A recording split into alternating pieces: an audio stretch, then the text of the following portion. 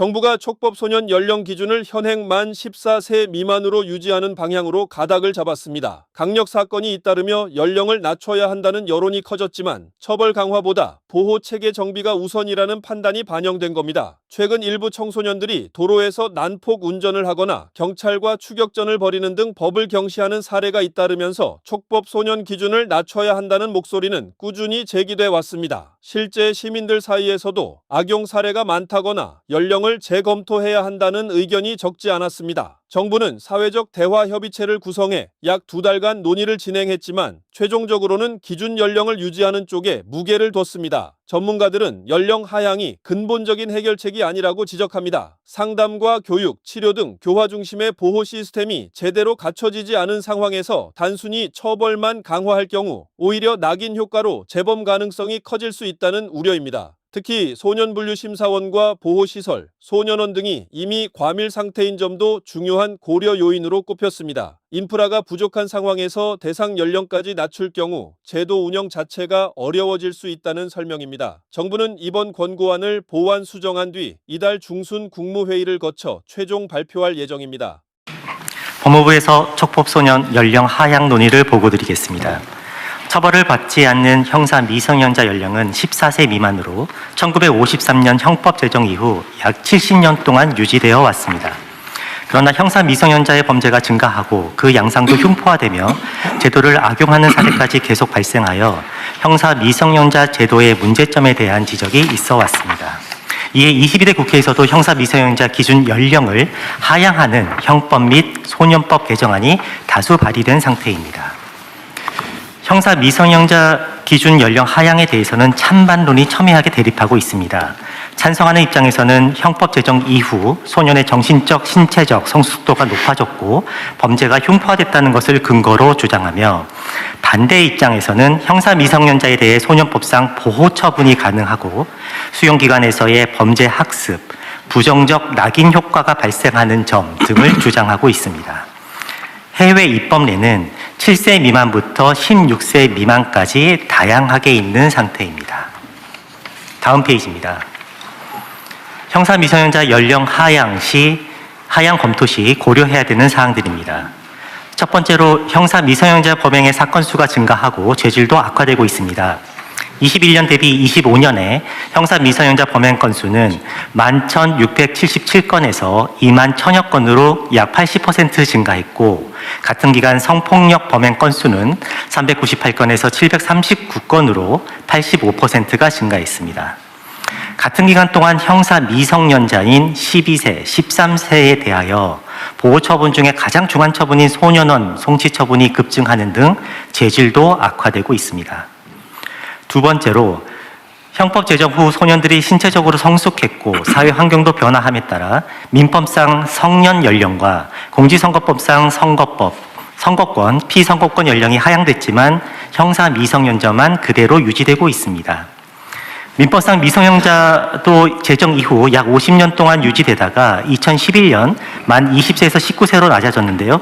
당시 주된 개정 이유가 청소년의 조숙화 및 사회 경제적 현실 반영이었습니다.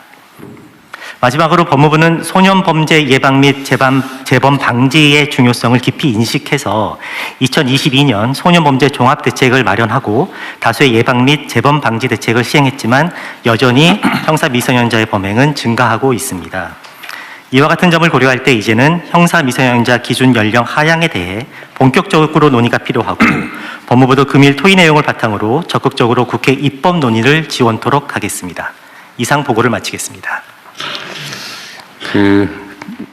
지금 그러니까 14세 미만은 촉법소년으로 되어 있다는 거잖아요. 지금 초등학교 6학년이 몇 세? 만 12세 정도 됩니다. 12세. 지금 중학교 2학년까지 그러면 지금 촉법소년 이렇게 돼 있다는 거네요? 그렇습니다. 그래서 13세 연령 하향에 대한 주장하는 분들의 논거 중에 하나는 중학교 1학년생이 약 13세이기 때문에 중학생부터는 그래도 형사처벌의 대상으로 가져가도 되는 게 아니냐라는 주장을 하고 계십니다. 12세까지 2년을 내리자. 아니요. 13세 1년을 내리면 중학교 1학년도 그러면 촉법소년이 되는 거 아닌가요? 그러니까 13세가 되면 중학생부터 형사처벌의 대상이 될 수 있습니다. 중학교 1학년이 그러니까 12세예요? 만 13세. 네, 끝날 때까지니까. 네. 그럼 한 살을 내리면 중학교 1학년도 형사처벌의 대상이 될 수 형사처벌 있다는 됩니까? 것입니다. 다른 분들 어떠세요? 그게 그러니까 13세냐, 12세냐, 뭐 11세냐, 뭐 14세냐 이런 결단의 문제 같은데. 네. 그럼 어떤 기준으로 할 거냐에 좀 논거가 초등학생이냐, 중학생이냐 이게 제일 합리적인 선일 것 같은데. 대표님, 이게 통계 베이스로요. 그러니까 지금 14세 이하 중에서 몇 연령이 어떤 범죄를 이렇게 데이터를 보는 게 저는 가장 중요할 거라고 네, 그래서 데이터 생각합니다. 측면에서 한 가지 말씀을 드리면 소년 사범의 경우에 소년 보호 처분을 통해서 처분을 받는 경우가 많습니다. 10세부터 19세까지 연령별 보호 처분 대상자를 분석을 해보면 14세, 15세, 16세, 14세 이상들이 약 15% 내외 각 연령대가 15% 내용 여지를 지금 차지하고 있는데요. 13세도 그와 비슷한 15%대의 비중을 차지하고 있고요. 다만 만 12세로 내려가면 약 5% 정도의 비중을 차지하고 있어서 약 한 살 차이에서 약 3배가량의 비율 차이를 보이고 있습니다. 이게 그런 것도 있을 것 같아요. 중학생일 때하고 초등학생일 때 마인드가 다를 것 같아요. 당사자들의. 중학생이면 약간 뭔가 새로운 세계에 새로운 사람이 된 느낌이 들 수도 있죠. 환경도 다르죠. 마인드와 환경이 다르죠. 국제적인 상황을 좀 살펴봤습니다. 그랬더니 OECD 회원국들은 12세부터 14세 정도, 그리고 각각 다 다릅니다. 그게 한 가지고, 최근에 각 나라들이 조금씩 늦추는, 그러니까 연령을 낮추는 추세에 있습니다. 그런데 한 가지 특이할 만한 것은 낮추더라도 꼭 그 형량으로만 다루려고 하지 않고 꼭 함께 그 선도, 보호, 복지 이런 것들을 함께 해서 해나가려고 하는 것이 눈에 띄었습니다. 그 선도 조치는 소년범에 대해서는 제일 중요하게 어쨌든 하고는 있는 거죠. 네, 그렇습니다. 현실적으로 어떤지는 약간 차치하고. 네. 근데 이게 결국은 뭐 누가 하더라도 결국은 감론들 막 갈 수밖에 없는데 결단을 해야 될 것 같은데요. 대통령님, 네. 저 성평등 가족부 장관입니다. 지난번 업무보고 때 안 그래도 촉법소년 연령 하향에 관한 그 논의가 있어서 사실은 전 법무부에서 관련해서 저희가 함께 좀 논의할 수 있는 기회가 있지 않을까 싶었는데 좀 늦게 저희가 토의 자료를 받아서 좀 준비가 늦었습니다만, 사실 지난 업무보고 이후에 저희가 청소년과 소년 사건 전문가들과 1차 간담회를 가진 바 있습니다.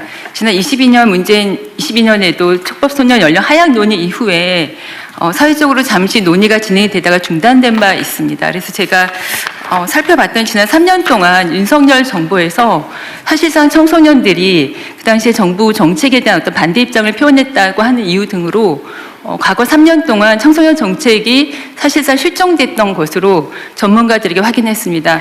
사실 성평등 가족부가 성평등 가족 청소년부로 이름을 개명하자는 안이 여러 건 발의될 정도로 저희가 청소년 정책에 대한 총괄 부처입니다. 그런데 촉법소년 연령 하향과 관련해서 저희가 그동안 적극적으로 대처하지 못했다는 점에 대해서 담당 부처장으로서 굉장히 죄송하다는 말씀을 드리고, 제가 최근에 관련 자료를 찾다 보니까 특히 소년 사건 관련해서 그 아이 실패는 사회 실패라고는 이야기가 있습니다. 저희가 과연 우리가 이 연령 하향 문제를 이 자리에서 결정함에 있어서 사회 실패를 인정하기 위해 과연 우리가 아이를 정말 우리 사회가 소년들에게 안전하고 행복한 사회라고 하는 비전을 보여줬는지, 먼저 우리가 최선을 다했는지 저희가 먼저 점검해 봐야 된다는 생각을 했습니다. 그래서 저는 이 하향 논의 오늘 토의 이후에 한 상반기에 국민 공론화장을 통해서 전문가와 또 소년 사건 재판을 담당했던 재판 담당자들, 그리고 또 보호관찰소에 계신 분들, 여러 전문직에 있는 분들과 함께 저희가 심도 깊은 논의장이 열려야 되지 않을까 그런 생각이 듭니다. 제가 법무부에서 준비해 주셨던 안에 대해서 갑론을박하고 싶지는 않지만 실제로 소년 범죄 예방 및 재범 방지 대책의 실효성으로 여기다 제안해 주셨던 내용 중에 보면은 법무부 소년범죄 종합대책 추진 내역 그 추진과 12개 중에 예방과 관련된 건 단 한 건이었습니다.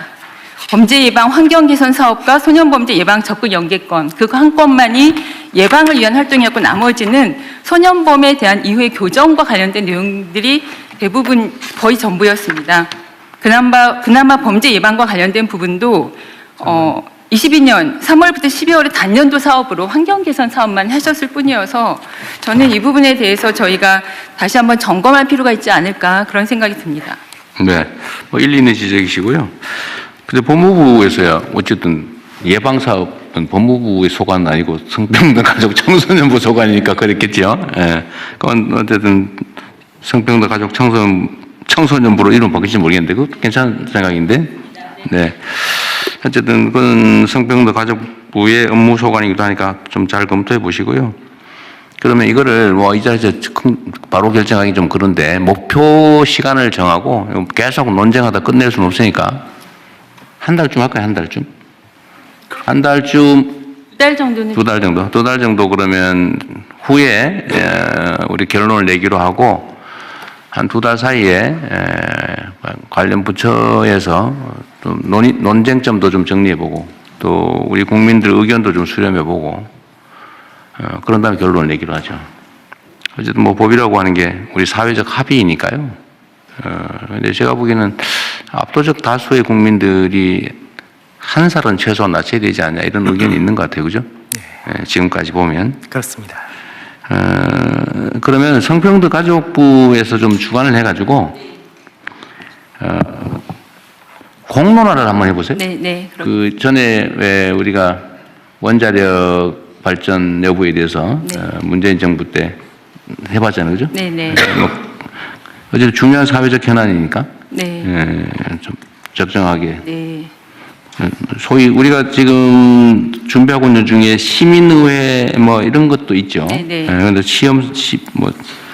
첫 출발로 하면 이걸 한번 논의를 2달 안에 한번 쭉 논의를 한번 해보죠. 네. 집단 토론을 한번 해가지고 네. 수기 토론이라고 그러죠. 네. 수기 토론을 한번 해서 그 결과도 좀 보고 국민 여론도 좀 보고 네. 또 과학적인 논쟁을 거쳐서 2달 후에는 결정을 좀 하도록 하겠습니다. 네. 이 부분에 대해서 교육부나 또 보건복지부도 아동권리와 관련해서 다 관계부처이기 때문에 함께 논의하도록 하겠습니다. 공론화는 어쨌든 이 문제에 대한 국민적 논의는 성평등 가족부에서 네. 책임을 지시고 다른 부처에 네. 필요하면 협조를 좀 네. 구하도록 네. 하시고요. 네, 알겠습니다. 네. 어떻게 처분할 것이냐는 법무부 소관이긴 한데 네. 어떻게 정할 것이냐는 성평등 가족부 소관 같으니까 잘 준비해 주시기 바랍니다. 네. 네. 네, 다른 말씀 없으시면은 부처 보고로 넘어가겠습니다.